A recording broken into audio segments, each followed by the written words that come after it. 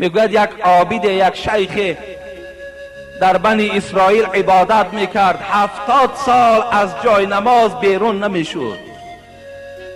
بسیار عابد بود، بسیار حلال خور بود، هیچ بار زبانش از ذکر پروردگار خشک نبود، همیشه با ذکر پروردگار زبانش تر بود. الله میگوید فرشته ای را روان کرد که رو با این عابد، با این شیخ بگو که دیگر مشقت نکشد، اگر 70 سال دیگر هم عبادت کند با ششگاه وی دوزخ است، جنت برای این حرام است.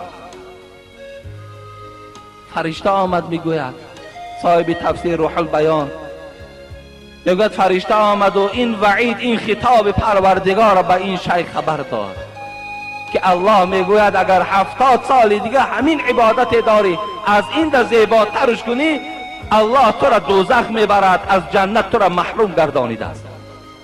این شیخ چی گفت؟ امید بینین. این شیخ گفت، این ملائک گفت الحال نزد الله را و نزد پروردگار من برو بگو نحن خلقنا للعباده.